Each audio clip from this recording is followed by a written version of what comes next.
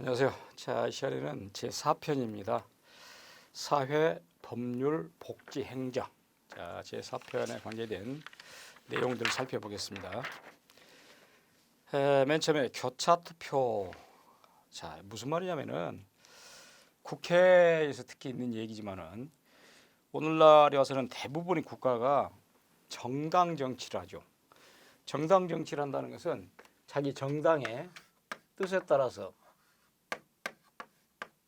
어떤 안건을 의결한다라고 할 때 정당의 뜻에 정당론, 정당의 어떤 정론에 따라 정당론에 따라서 정치를 한다.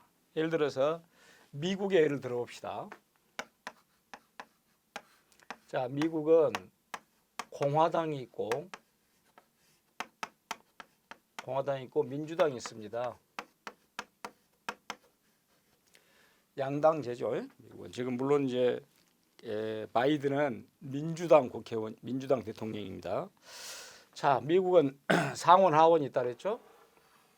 거기서 내가 비록 공화당인데 민주당의 안건이 민주당의 의안이 우리 지역구를 생각한다거나 미국 전체를 생각할 때 옳다. 그러면은 민주당 안에 투표를 한 것이에요. 이렇게. 내가 민주당이 비록 공화당이 맞다. 그럼 이렇게 하는 것이고. 이것을 이제 교차 투표.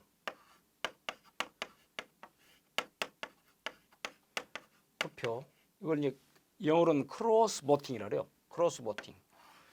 자, 그럼 한국은 어쩌냐?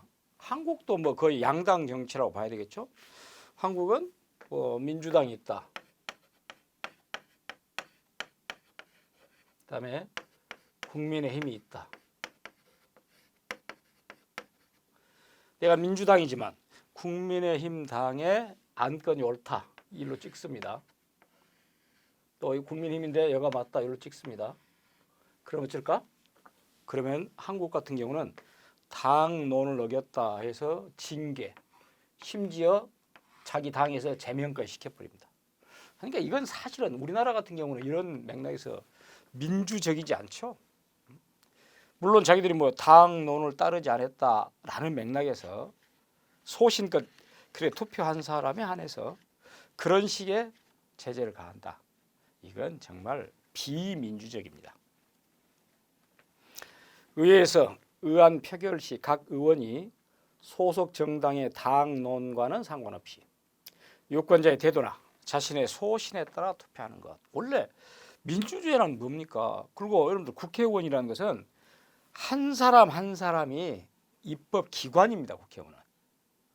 그 비록 당에서 공천을 받고 당의 소속도 있다 손치더라도 그런데 그렇게 민주적으로 교차 투표를 하니까 자르더라? 이건 아니다는 것이지. 자, 미국의 경우 보세요. 미국 국회의원은 철저히 지역 대표의 성격을 띠고 있어요. 이제 미국 같은 경우는 미국은 상원이 각 주에서 2명 해서 50명입니다. 철저하게 각 주에서. 하원은 각 주의 인구 비례로 435명입니다. 미국 같은 데는 대단히 또 연방 상원 하원 같은 경우는 그 주를 대표한다라는 맥락에서 상당히 지역 대표의 성격을 띠고 있어요. 물론 우리나라도 국회의원이 지역에서 선출돼서 합니다만은 그럼에도 불구하고 우리는 민주적이지 않다. 출신 선거구 유권자의 의사에 충실히 따라야 한다. 의회에서의 각 의원의 표결 결과가 출신 선거구의 신문 등에 보도되고 유권자에게는 선거에서 이것을 판단할 기준으로 삼는다. 그럼에도 불구하고 보세요.